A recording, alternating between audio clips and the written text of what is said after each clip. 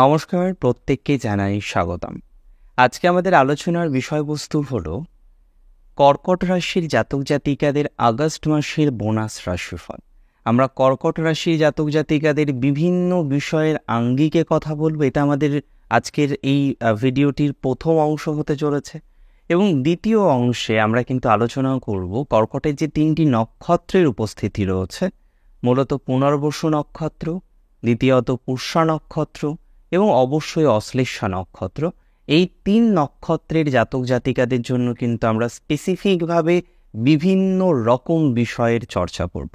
তো চলুন, একদমই সময় নষ্ট করব না এবং সরাসরি আজকের অনুষ্ঠানটি শুরু করব। প্রথমেই বলি, কর্কট রাশির জাতক জাতিকাদের ফাইন্যান্সিয়াল কন্ডিশন আমরা যদি আগস্টের পুরো মাসটার কথা বলি তাহলে কিন্তু দু ধরনের থাকে। প্রথম অর্ধে মানে প্রথম 15 দিন আপনাদের অর্থনৈতিক জায়গার যে ডেভেলপমেন্ট বা বিভিন্ন রকম বিষয়বস্তু সেগুলো ওভারঅল নেগেটিভ থাকবে না। আর্নিং থেকে শুরু করে, আর্নিংয়ের যোগাযোগগুলো থেকে শুরু করে বা যে যে বিষয় থেকে আমাদের জীবনচক্রে আর্নিং বা উপার্জন আসতে পারে সেই ধরনের বিষয়বস্তুগুলো কিন্তু কর্কটের তুলনামূলকভাবে পজিটিভই মনে করছি। তবে দ্বিতীয় অর্ধে যখন কর্কটের দ্বিতীয়ভাবে বা বলা যেতে পারে ধনভাবে সেখানে একটা সকল দারিদ্র্যযোগ তৈরি হবে, সেটি কিন্তু কিছু ক্ষেত্রে চিন্তার, কিছু ক্ষেত্রে একদমই চিন্তার নয়। কোন ক্ষেত্রে চিন্তার? যাদের জন্মছকে রবি এবং শুক্র একত্রে অবস্থান করছেন এবং শুধু একত্রে আছে না বিষয়টি এমন নয়, সেখানে তারা দারিদ্র্যযোগও তৈরি করেছে, তাহলে কিন্তু লক্ষ্য করা যাবে যে অনেকটাই প্রভাবিত আপনারা হতে পারেন। অর্থনৈতিক ক্ষেত্রে কিছু ডিস্টারবেন্স আসার সম্ভাবনা বাড়তে পারে বা এমন কিছু লগ্নির মধ্যে আপনি সংযুক্ত হয়ে যেতে পারেন যে লগ্নি আলটিমেটলি আপনাকে খুব শুভ একটা ফলাফল দিল না। অর্থাৎ এক্ষেত্রে আমি এটাই বলবো, কর্কট রাশির জাতক জাতিকাদের লগ্নির ক্ষেত্রে খুব সচেতনতা রাখতে হবে। দ্বিতীয়ত, কাউকে ধার দেওয়া, কিছু ক্রয় করার ক্ষেত্রেও কিন্তু আপনাকে সচেতনতা রাখতে হবে। যারা শেয়ার মার্কেটে আছেন, যারা ট্রেডিংয়ে আছেন, তাদের ক্ষেত্রেও আগস্টের শেষের 15 দিন, বিশেষ করে 16 তারিখ থেকে 26 তারিখ, এই সময়কাল কিন্তু যথেষ্ট সচেতনতার মধ্যেই রাখতে হবে। তাহলেই আমরা ভালো ফলাফল পাবো বা আমরা ভালো ফলাফল আশা রাখতে পারি। একটা বিষয় কিন্তু ভুলে গেলে একদমই চলবে না, কর্কটের অনেকেরই বর্তমানে ইএমআই বা সমগোত্রীয় লোন বলুন, অন্যান্য ধরনের বিষয়বস্তুর কন্টিনিউয়েশন চলছে, যেটা অবশ্যই আপনার একটি সমস্যার কারণ, যেটির কারণে আপনি অনেক টেনশানে থাকেন, যেটির কারণে আপনার ঘুমের ব্যাঘাতও হয়।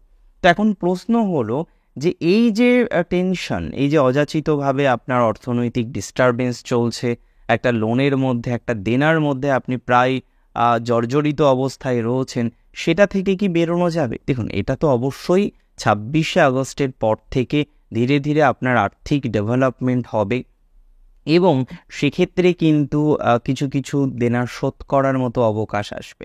আমরা মৃগশিরা নক্ষত্রে দেখেছি প্রবেশ করবেন দেবগুরু বৃহস্পতি এবং সেটি আপনার রাশি সাপেক্ষে একাদশে। সুতরাং এখানে একটা সমাধান সূত্র পাওয়া যাবে যে কর্মের মাধ্যমে বা অন্য কোনো একটা বিষয়ের সংযুক্তকরণের মাধ্যমে আপনার যে দেনাগুলো আছে, আপনার যে আর্থিক সমস্যাটার জায়গা আপনাকে নিরন্তর ফেস করতে হয়, যেখানে কিন্তু আপনি সমাধানযোগ্য একটা জায়গা তৈরি করতে পারবেন। তবে কর্কট রাশির জাতক জাতিকাদের বিহেভিয়ারাল কিছু পরিবর্তন বা কর্কট রাশির শত্রুরা কিন্তু কর্কটকে এই সময় অনেকটাই দুর্বল ভাববে। তার কারণ কর্কট যেখানে নিজে খুব কনফিউজিং একটা ফেজের মধ্যে দিয়ে যাচ্ছেন, যে কোনো একটা ছোটোখাটো কাজ করতে গিয়েও আপনি অনেক বেশি ভেবে ফেলছেন। দেখুন, এটা অনেক ক্ষেত্রে আমি দেখেছি মিথুন রাশি, কর্কট রাশি, কন্যা রাশি, যেখানে চন্দ্র এবং বুধের প্রভাবটা বেশি যে সমস্ত রাশির ক্ষেত্রে, তাদের ক্ষেত্রে কিন্তু এই কনফিউশনের জায়গাটা জীবনচক্রে বারবার আসে। আজকে কনফিউশন আসলো, আবার 1 মাস পরে কনফিউশন আসলো, অর্থাৎ কনফিউজিং একটা ফেজ সেটা কিন্তু তুলনামূলকভাবে চলতে থাকে এবং যে ঘটনাক্রম কিন্তু বর্তমানে কর্কট রাশির চলছে। তো এখানে আপনি যখনই বেশি দুর্বল হবেন এবং দুর্বল অপরকে দেখাবেন যে আমি দুর্বল আছি, তখন কিন্তু তারা পেয়ে বসবে এবং আপনাকে আরও বেশি ক্ষতি করার চেষ্টা করবে। যেমনটা আপনার রিলেশনশিপের ক্ষেত্রে হলো, আপনি রিলেশনশিপটা দেখলেন নষ্ট হয়ে যাচ্ছে, নেগেটিভ দিকে যাচ্ছে, আপনি তাকে বারবার বোঝানোর চেষ্টা করলেন যে সে ছাড়া আপনি কোথাও যেন গিয়ে এক্সিস্ট করেন না, এবং যখন তার মধ্যে এই উপলব্ধিটা আসলো সে কিন্তু আপনাকে আরও বেশি আঁকড়ে ধরেছে, সে কিন্তু আরও বেশি আপনাকে ডোমিনেট করা শুরু করলো, এবং এন্ড অফ দ্য ডে গিয়ে আপনি কিন্তু রিয়েলাইজ করলেন যে দিন শেষে আপনার পাশে সেই ভালো মানুষটি বা সেই মানুষটি, যে মানুষটি আপনাকে সম্পূর্ণভাবে সাপোর্ট করবে, সেই মানুষটির বড় অভাব। চলুন ফার্দার আমরা অ্যানালাইসিস করি। এবার আমাদের অ্যানালাইসিস করার যে বিষয়বস্তুটা রয়েছে সেটি হলো কর্কট রাশির জাতক জাতিকারা কতটা এনহান্সমেন্ট করতে পারবেন তাদের এডুকেশনাল লাইফে। 4th হাউসের লর্ড 2nd হাউসে অবস্থান করবে। প্রথম দিকে educational life will be good enough. প্রথম দিকে মানে 16 তারিখ পর্যন্ত আপনার এডুকেশনাল ডেভেলপমেন্ট হবে, নতুন কিছুতে সিলেকশন হওয়ার সম্ভাবনা তৈরি হতে পারে, বা কোথাও যেন গিয়ে দেখা যাবে আপনার ডেভেলপমেন্টের সংযোগই কিন্তু তৈরি হচ্ছে পড়াশোনার ক্ষেত্রে।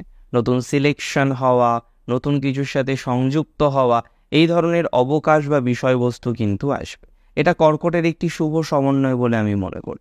দ্বিতীয়ত আমি এটাও মনে করি কর্কট রাশি জাতক জাতিকাদের ক্ষেত্রে তাদের যারা এন্ট্রান্সে চান্স পাননি, তার ফলে হয়তো ইয়ার গ্যাপ নিতে হয়েছে বা অন্য ধরনের একটা পরিকল্পনার মধ্যে আপনাকে যেতে হয়েছে, এই ধরনের পরিকল্পনাগুলো থেকেও বা ভ্রান্ত পরিকল্পনাগুলো থেকেও আপনি কিছুটা বেরিয়ে আসতে পারবেন বলে এটা আশা রাখা যেতে পারে। কর্কট রাশির জাতক জাতিকাদের এমনি দূরে এডুকেশন এই মুহূর্তে মধ্যম প্রকৃতির হবে। যারা কোনো কলেজে অ্যাডমিশন নিয়েছেন যার ফলে আপনাকে দূরে থাকতে হবে, ঠিক আছে, কলেজে চলে যান, পড়াশোনা করুন, অসুবিধা হবে না। কিন্তু যারা শুধুমাত্র প্রিপারেশন নেওয়ার জন্য দূরে থাকবেন, লাইক দ্যাট আপনি কোনো একটা এন্ট্রান্স এক্সামিনেশন দেওয়ার জন্য আগ্রহী, আপনি দূরে গিয়ে থাকতে চাইছেন কিছুদিন থেকে, সেখানে পড়াশোনা করে তারপরে আপনি এগোতে চাইছেন, এই ধরনের ক্ষেত্রে আপনার গুরুজনদের সাথে আলোচনা করুন।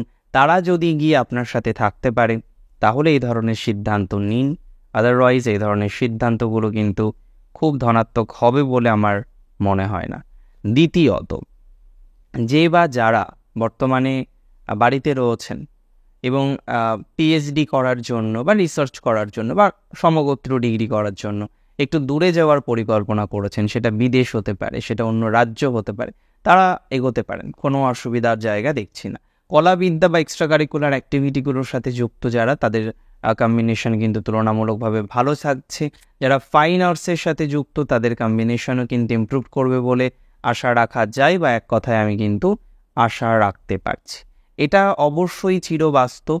যদি আপনার রাশিটি হয়ে থাকে নিশ্চিতভাবেই কর্কট রাশি, সেক্ষেত্রে যে বা যারা কর্মজীবন নিয়ে একটা এমন একটি ফেজের মধ্যে রয়েছেন যেখানে না আপনি কর্মজীবনটাকে পূর্ণাঙ্গ ভালো করতে পারছেন, না কারেন্ট সিচুয়েশন থেকে একেবারে বেরিয়ে আসতে পারছেন, অর্থাৎ কোথাও যেন গিয়ে আপনি সেই বলে না যে জলেও নেই আবার ডাঙাতেও নেই, এমন একটি পরিস্থিতির মধ্যে রয়েছেন।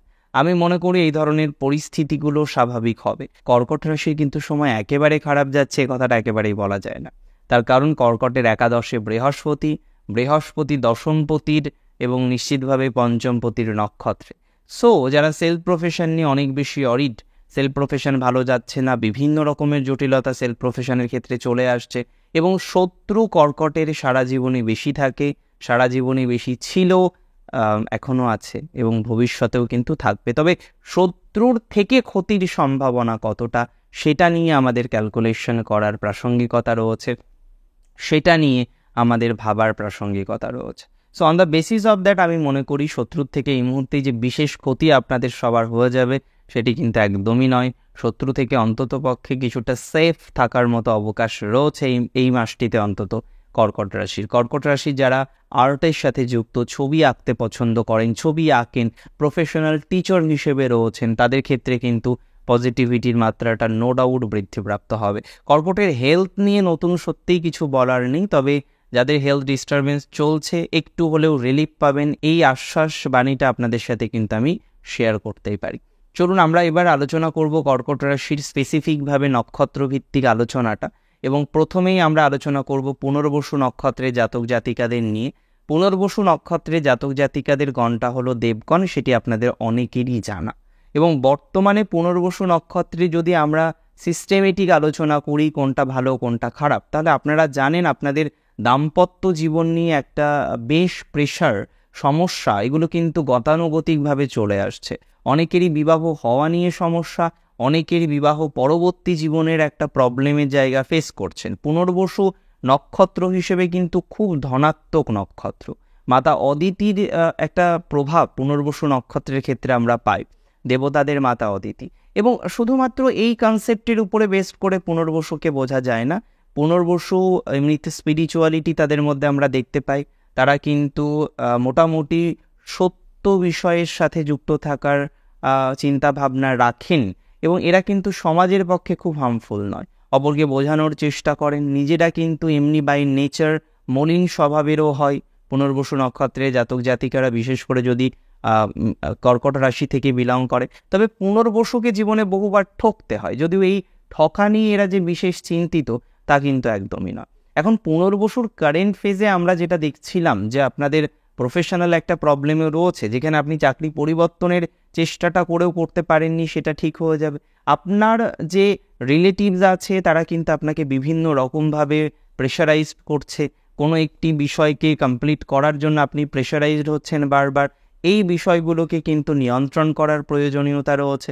এবং আলটিমেটলি পুনর্বসু নক্ষত্রের জাতক জাতিকারা যারা বিজনেসে আছেন, এটা আমি কখনোই বলতে পারি না যে আপনার ব্যবসায়ী জীবন সেটা শুধুমাত্র খারাপ দিকেই রয়েছে বা খারাপভাবেই চলছে। তবে এটা অবশ্যই বলা সম্ভব যে ব্যবসায়িক জীবনের জায়গাটা খুব আশানুরূপ জায়গায় নেই। প্রচুর দেনাও কিন্তু পুনর্বসুর কিছু জাতক জাতিকারা করে ফেলেছেন।